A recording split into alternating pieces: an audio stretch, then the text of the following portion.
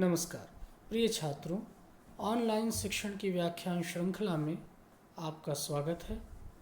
हम पढ़ रहे हैं अयोध्या सिंह उपाध्याय हरिऔध के द्वारा रचित प्रिय प्रवास महाकाव्य के छठे अध्याय का एक संकलित अंश, जो पवन दूतिका के रूप में आपकी काव्यांजलि में आपके पाठ्यक्रम में निर्धारित किया गया है।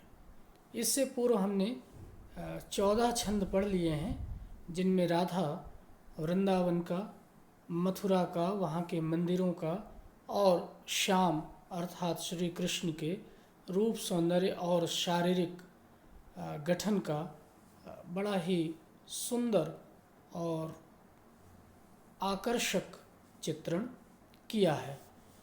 पवन के समक्ष राधा आगे उसी को संबोधित करते हुए कहती हैं कि हे पवन, तेरे में है न ये गुण जो तू व्यथाएं सुनाए। तेरे में है न यह गुण जो तू व्यथाएं सुनाए। व्यापारों को प्रखर मति और युक्तियों से चलाना। बैठे जो हों निज सदन में मेघ सी कांति वाले, तो चित्रों को इस भवन के ध्यान से देख जाना। राधा कहती हैं कि हे पवन, तेरे अंदर कोई ऐसा गुण तो है नहीं कि जो मनुष्यों की भांति तू मेरी सारी व्यथा, मेरे अंदर के विरह को, वियोग को, दुख को, कष्ट को, श्री कृष्ण को मनुष्यों की तरह भाषा में बोल बोल करके सुना सके। ये गुण तो तेरे अंदर है नहीं। तो एक अमूर्त रूप में रहती है, तो फिर तुम्हें मेरी व्यथा को समझाने के लिए कुछ युक्तियों का सहारा लेना पड़ेगा और उन युक्तियों को प्रखर मति और अच्छे व्यापार से श्री कृष्ण को द्योतित करना पड़ेगा, संकेतित करना पड़ेगा। तो अपना जो भी कार्य व्यवहार है वो बड़ी ही युक्ति से, बुद्धिमानी से और प्रखर मति से, बड़ी बुद्धिमानी से और बड़ी ही युक्ति से, बड़े ही तरीके से इस तरह से प्रस्तुत करना कि श्री कृष्ण तक मेरी व्यथा ज्यों की त्यों पहुंच जाए। कौन सी युक्तियों का प्रयोग कर सकती हो तुम? तो राधा समझाती हैं कि बैठे जो हों निज सदन में। अगर वे अपने सदन में बैठे हों, भवन में बैठे हों, कौन? मेघ सी कांति वाले, उपमा अलंकार, बादलों के समान चमक वाले, सौंदर्य वाले, बादलों के समान आभा वाले। जैसे बादल हल्के नीले रंग का और हल्के सांवले रंग का होता है, उसी प्रकार की कांति, उसी प्रकार के रंग वाले श्री कृष्ण श्याम अगर अपने सदन में बैठे हों, तो एक काम करना है पवन, चित्रों को इस भवन के ध्यान से देख जाना। तो इस भवन में अगर कहीं कोई चित्र लगे हों तो बड़े ध्यान से उनको देखना। उन चित्रों को देख करके क्या करेगी पवन? वो अगले छंद में बतलाया है उन्होंने। यहाँ वो ये कह रही हैं कि तुम्हारे अंदर हे पवन ऐसे गुण तो नहीं हैं कि तू मनुष्यों की भांति बोल करके मेरी सारी व्यथा, वेदना, कष्ट, दुख को श्री कृष्ण को तू सुना सके। तो तुझे कुछ युक्तियाँ अपनानी पड़ेंगी, तरीके अपनाने पड़ेंगे, प्रखर मति से अपने कार्य व्यापार को आगे बढ़ाना पड़ेगा, संकेतों से श्री कृष्ण तक मेरी व्यथा को पहुँचाना होगा। अगर वे कहीं अपने सदन में बैठे हों, कौन बैठे हों? मेघ सी कांति वाले श्री कृष्ण, बादलों के समान जिनका रंग है, जिनके तन की आभा है, ऐसे श्री कृष्ण कहीं अपने सदन में बैठे हों। तो जिस सदन में, जिस भवन में, सदन मतलब भवन, घर में बैठे हों, उसकी दीवालों पर जो चित्र लगे हुए हों उस भवन के, उन्हें ध्यान से देखना। ध्यान से देख करके क्या करना है वो आगे बतलाया उन्होंने कि जो चित्रों में विरह विधुरा का मिले चित्र कोई, देखना ध्यान से कि कोई चित्र ऐसा है क्या जिसमें कोई विरह विधुरा है, वियोगिनी है। कोई विरहिणी का चित्र उस दीवाल में लगा हो दिखाई पड़ जाए तुम्हें, तो जाके निकट उसको भाव से यूं हिलाना। तो उसी चित्र के पास हे पवन जा करके बड़े भाव से, बड़ी भावना के साथ, एक विशेष भावना के साथ उस चित्र को बार बार हिलाना। वो फड़फड़ाने लगे चित्र कुछ इस प्रकार की, उसमें हरकत पैदा कर देना। जब बार बार केवल वही चित्र फड़फड़ाएगा, दिखाई पड़ेगा, हिलता हुआ दिखाई पड़ेगा, तो प्यारे हो चकित, तब वो श्री कृष्ण श्याम प्यारे चकित हो करके चित्र को की ओर देखें। तो क्या करेंगे वे प्यारे? चकित होकर, आश्चर्यचकित होकर के कि और चित्र तो फड़फड़ा नहीं रहे हैं, और चित्रों में कोई हलचल नहीं हो रही है। ये अकस्मात केवल इसी चित्र में जो विरहिणी का चित्र है, विरह के वियोग में दुखी व्यथित स्त्री का चित्र है, यही क्यों बार बार हिल रहा है? उनकी दृष्टि अचानक उस चित्र की ओर जाएगी, और जब जाएगी तो आशा है यूं सुरति उनको हो सकेगी हमारी। सुरति याद, स्मरण।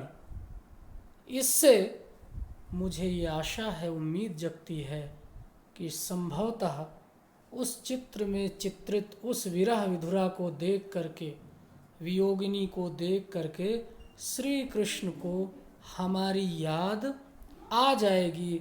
हमारे बारे में भी वो ध्यान करेंगे, उन्हें भी ये याद आ जाएगा कि कोई ब्रज में हैं जो उन्हें लगातार याद कर रहे हैं, स्मरण कर रहे हैं, जो उन्हें अब भी पूज रहे हैं, उनके दर्शन के अभिलाषी हैं। तो इस प्रकार से युक्ति से काम लेना है पवन।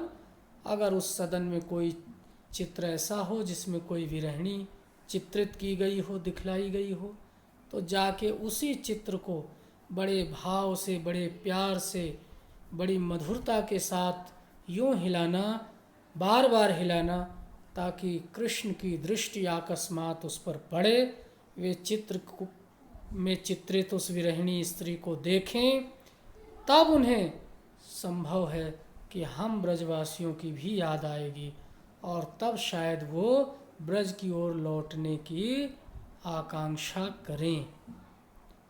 तो इस प्रकार से हे पवन, युक्तियों से अगर तुम अपने कार्य व्यापार को आगे बढ़ाओगे, तो मेरी व्यथा, मेरा संदेश उन तक द्योतित हो जाएगा, अपने आप संकेत रूप में पहुंच जाएगा। आइए आगे देखते हैं और कौन सी युक्ति पवन लगा सकती है जिससे कि राधा की व्यथा कृष्ण तक पहुंच जाए। तो कहती हैं राधा कि जो कोई भी इस सदन में चित्र उद्यान का हो, औहों प्राणी विपुल उसमें घूमते बावले से, तो जाके सन्निकट और हिला के उसे भी, देवात्मा को सुरति व्रज के व्याकुलों की कराना।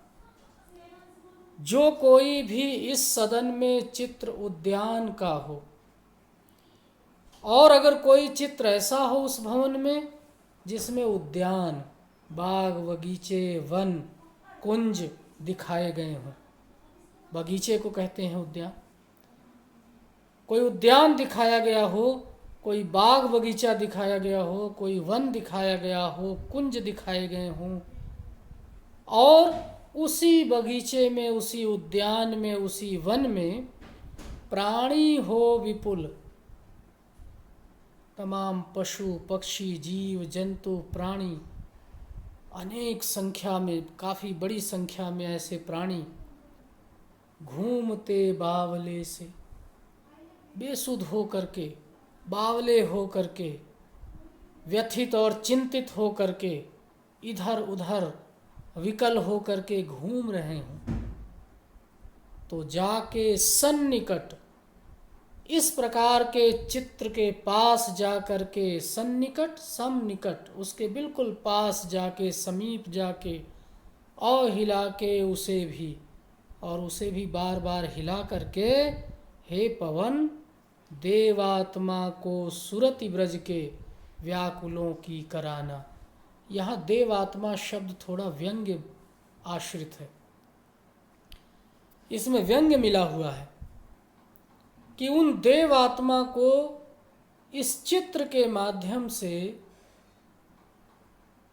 जो इस चित्र में व्याकुलता चित्रित की गई है, सारे प्राणी व्याकुल हुए घूम रहे हैं जो दिखलाया गया है, इस चित्र को अगर बार बार हिलाओगे तो उन देवात्मा को, जो देवात्मा हैं, देवताओं की आत्मा है जिन्हें मनुष्यों जैसा दुख कष्ट, मनुष्यों जैसी भावुकता जिनके हृदय में नहीं बची हुई है।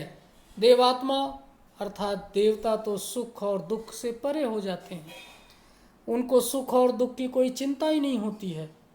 हम मनुष्यों के अंदर सुख और दुख का भाव जागृत होता है, हम व्याकुल होते हैं, हम रिश्ते नाते को लेकर के प्रेम भाव के कारण व्याकुल होते हैं, विचलित होते हैं।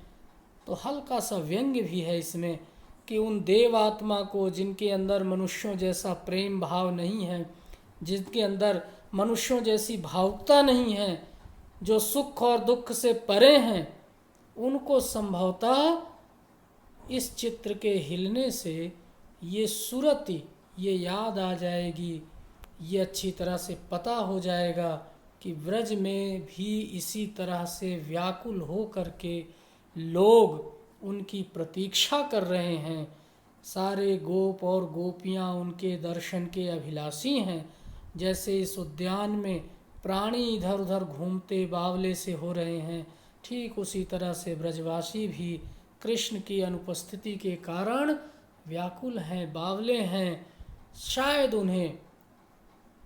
शायद उन देवात्मा को हम मनुष्यों की वेदना और व्यथा का ज्ञान हो जाए। अगर तुम इस चित्र को हिलाओगे शायद उन्हें आभास हो जाए। हे पवन, इस युक्ति से तुम हमारी व्यथा को कृष्ण तक पहुंचा देना, संकेतित कर देना। आगे कौन सी युक्ति लगाने के लिए कह रही हैं पवन को? कह रही हैं कि कोई प्यारा कुसुम कुम्हला गेह में जो पड़ा हो, तो प्यारे के चरण पर ला डाल देना उसी को, यों देना ऐ पवन बतला, फूल सी इकबाला, म्लाना हो कमल पग को चूमना चाहती है। कोई प्यारा कुसुम कुम्हला गेह में जो पड़ा हो, उसी गेह में जहाँ श्री कृष्ण हैं, कोई बड़ा ही सुंदर प्यारा सा फूल कुम्हला करके, मुरझा करके गिरा पड़ा हो, तो उस मुरझाए हुए फूल को, उस कुम्हलाए हुए फूल को, जो पहले बहुत प्यारा था लेकिन मुरझा गया है, उस कुम्हलाए हुए फूल को प्यारे के चरण पर ला डाल देना, श्री कृष्ण के चरणों पर उड़ा करके लाकर छोड़ देना। इस युक्ति से क्या संकेत हो जाएगा? तो कह रहे हैं कि यों देना ऐ पवन बतला, हे पवन, इस तरह से तुम संकेत दे दोगी, बतला दोगी कि फूल सी इकबाला, उपमा अलंकार, इसी पुष्प के समान एक बाला, एक स्त्री, एक युवती म्लाना हो, बिल्कुल इसी तरह से मुरझा करके, म्लाना मतलब कांतिहीन हो जाना, बिल्कुल इसी तरह से कुम्हला करके, मुरझा करके, कमल पग, रूपक अलंकार, आपके कमल रूपी चरणों को चूमना चाहती है, जैसे ये फूल तुम्हारे चरणों को चूम रहे हैं। हे प्रभु, एक फूल सी बाला, एक फूल के समान ही स्त्री, युवती मुरझाई हुई, कुम्हलाई हुई आपके कमल रूपी चरणों को स्पर्श करना चाहती है, चूमना चाहती है, उनको प्रणाम करना चाहती है। तो इस युक्ति से भी हे पवन, तुम श्री कृष्ण को ये समझा सकोगी कि इस फूल के समान ही दशा हो चुकी है उस बाला की, उस ब्रजवासिनी की, उस गोपिका की, जो आपको रात दिन स्मरण करती है, आपके दर्शन की अभिलाषा रखती है। तो यहाँ राधा और फूल, मुरझाए हुए फूल के बीच तुलना की गई है। उनकी दशा का चित्रण किया गया है कि वही राधा जो फूल के समान हमेशा प्रफुल्लित और प्रसन्न चित्त रहती थी, श्री कृष्ण की अनुपस्थिति में बिल्कुल वैसे ही कुम्हला गई है, मुरझा गई है, जैसे ये फूल मुरझाया हुआ है। और जैसे ये फूल श्री कृष्ण के चरणों को छू रहा है, स्पर्श कर रहा है, वैसे ही वो एक फूल सी बाला श्री कृष्ण के कमल पग को, कमल के पुष्प रूपी चरण को चूमना चाहती है, उनके दर्शन करना चाहती है। तो यहाँ उपमा अलंकार भी है और ये रूपक अलंकार भी है। उपमेय यहाँ राधा है, उपमान जो है वो फूल है, और सी मतलब के समान।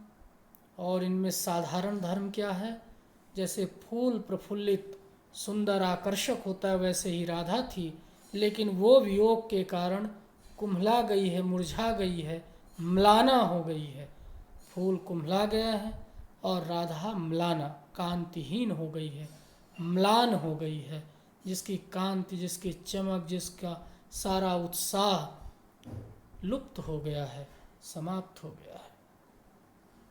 दूसरा ये रूपक अलंकार है जिसमें पग उपमेय है, कमल जो है वो उपमान है। इनके दोनों के बीच भेद रहित आरोप है, समान नहीं बताया गया है, चरण को कमल ही बता दिया गया है, इसलिए यहाँ रूपक अलंकार है। आइए देखते हैं कि आगे कौन सी युक्ति बतलाती हैं राधा।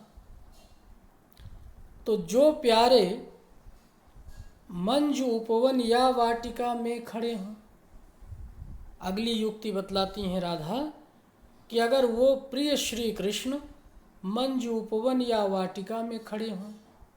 उपवन और वाटिका, घरों के आसपास जो छोटा सा गार्डन तैयार किया जाता है उसे उपवन, वन के समीप छोटा सा या वन से जो छोटा हो। वाटिका, अगर कोई इस प्रकार के घर के सदन के पास वाले उपवन, सुंदर उपवन या वाटिका में खड़े हों, तो छिद्रों में जा क्वणित करना वेणुसा कीचकों को, और वहाँ कीचक हो, बांस, कीचक बांस, और उन बांसों में छिद्र हो, तो जा करके तुम उनके बीच से ऐसे प्रवेश करना कि जैसे वेणु वंशी में ध्वनि निकलती है, वैसे ही इन बांसों के छिद्र से ध्वनि क्वणित हो, आवाज निकले, मधुर ध्वनि निकले। इन बांसों के छिद्रों से जब तुम मधुरता के साथ आर पार आओगी जाओगी हे पवन, तो इनमें वंशी के समान क्वणन पैदा होगा। क्वणन का मतलब है ध्वनि, मधुर ध्वनि। और जब ये बांसों से मधुर ध्वनि पैदा होगी तो यूं होवेगी सुरति उनको। तो इस प्रकार से उनको शायद ये याद आ जाए, संभवतः स्मरण हो जाए, सुरति हो जाए सर्व गोपांगना की, उन गोपियों की याद आ जाए।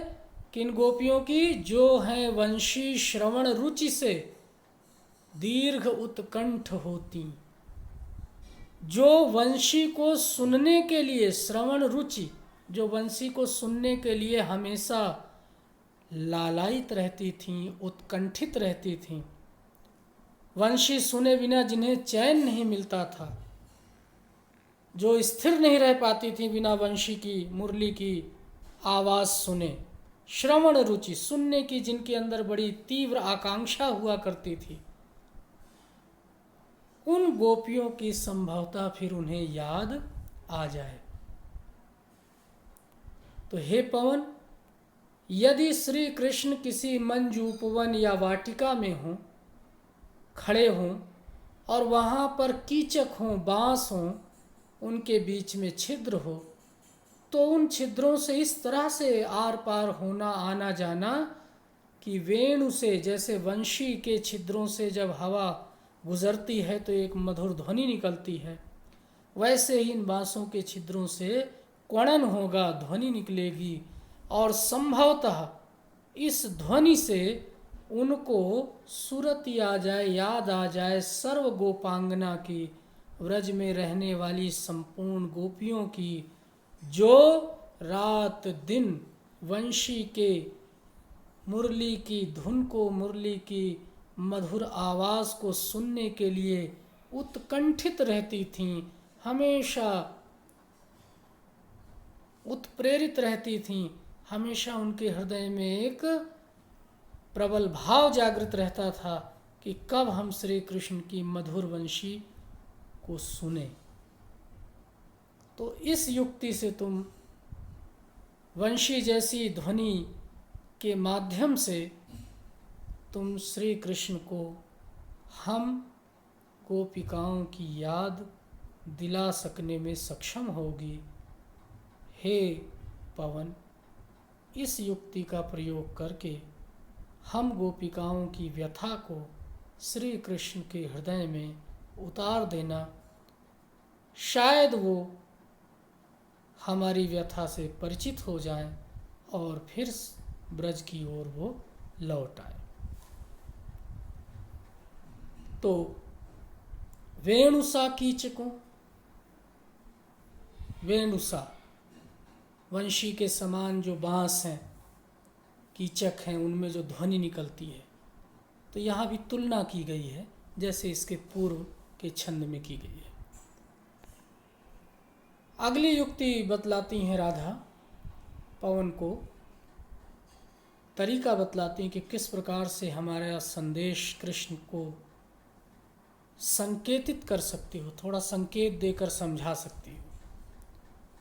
कि ला के फूले कमल दल को श्याम के सामने ही, कोई फूला हुआ कमल हो, उसकी पंखुड़ियाँ पूरे कमल को ला करके श्री कृष्ण के सामने, और थोड़ा थोड़ा विपुल जल में व्यग्र हो डुबोना, यों देना ऐ भगिनी जतला एक अम्भोज नेत्रा, आँखों को हो विरह विधुरा वारि में बोरती है।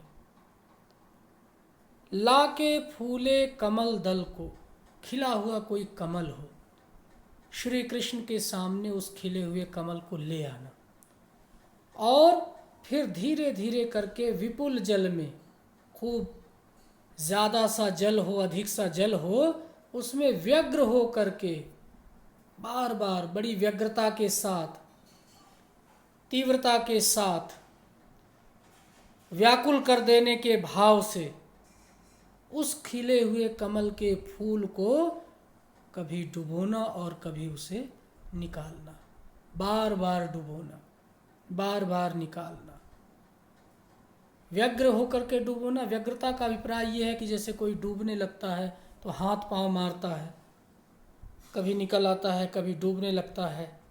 तो यहाँ उस व्यग्रता का उल्लेख किया गया है कि जो व्याकुलता है, विचलित हो जाए ऐसे, इस तरह से उसे कमल के फूल को जल में डुबोना, निकालना, फिर से डुबोना, फिर निकालना। इससे क्या होगा? इससे यों देना ऐ भगिनी जतला, जतला, इस प्रकार से हे भगिनी, भगिनी माने बहन, जतला संकेत कर देना, जता देना कि एक अम्भोज नेत्रा, अम्भोज नेत्रा इसी कमल रूपी जिनके नेत्र हैं, तुलना ही नहीं, कमल रूपी नेत्र वाली एक स्त्री, अम्भोज नेत्रा, कमलवत नेत्र हैं जिसके, ऐसी राधा कमल नयनी राधा, कमल नयनी जिसे कहते हैं, बिल्कुल इसी तरह एक कमल नयनी आँखों को हो विरह विधुरा वारी में डोर बोरती है। अपने आँखों को विरह के कारण, दुख के कारण जो लगातार वारी, वारी का मतलब जल होता है लेकिन यहाँ आंसू है, विरह विधुरा है, विरहिणी है, वो आँखों से लगातार आंसू गिरते रहते हैं और उन आंसुओं में उसकी आँखें लगातार डूबती उतराती रहती हैं, जैसे कि ये फूला हुआ कमल का दल पानी में व्यग्र होकर डूब उतरा रहा है। तो आँखें कमल है और पानी वहाँ है, यहाँ आंसू है। आंसुओं के जल में, आंसुओं की धारा में उस कमल नयनी के कमल नेत्र बार बार डूब उतरा रहे हैं, रात दिन डूब उतरा रहे हैं। शायद श्री कृष्ण को इसका आभास हो जाए कि जैसे ये कमल का फूल इस जल में डूब उतरा रहा है, विपुल जल में, बहुत अधिक जल में डूब उतरा रहा है, विचलित होकर के कभी डूबता है कभी उतराता है, स्थिर नहीं रह पा रहा है। ठीक उसी प्रकार से कमल नयनी के चंचल नेत्र भी विरह के कारण, दुख के कारण आंसुओं की धारा में डूब उतरा रहे हैं। तो आपने ये देखा कि यहाँ रूपक अलंकार ये है अम्भोज नेत्रा, फिर यहाँ कमल दल से इनकी फिर तुलना भी की गई। तो पूरे में देखा जाए तो एक तुलना भी है नेत्रों की और पूरी गतिविधियों की। मैं छंद और भाषा के बारे में ज़्यादा बात इसलिए नहीं कर रहा हूँ कि इससे पूर्व के व्याख्यानों में विस्तार से उसकी चर्चा की जा चुकी है और अंत में फिर से हम इसकी एक बार चर्चा करेंगे। ये आप देख ही रहे हैं कि भाषा जो है वो तत्सम शब्दावली लिए हुए है और ज़्यादातर संस्कृत निष्ठ भाषा कही जाएगी। ये जिन शब्दों को यहाँ रेखांकित किया गया है वे सभी तत्सम शब्द हैं। तो इस तत्सम शब्दावली में ये कविता लिखी गई है, पहले भी बताया जा चुका है। और छंद मंदाक्रांता है ही, जिसके बारे में पूर्व के 3-4 व्याख्यानों में बार बार आपको अवगत कराया गया है। भिन्न तुकांत या अतुकांत कविता है, ये भी आप संकेत देख सकते हैं यहाँ पे। आगे के छंद देखते हैं। राधा और दूसरी युक्ति बतलाती है, कई युक्तियों से वो श्री कृष्ण तक अपनी व्यथा को पहुंचाना चाहती हैं। तो पवन से कहती हैं राधा कि धीरे लाना वहन करके नीप का पुष्प कोई, नीप कदम का,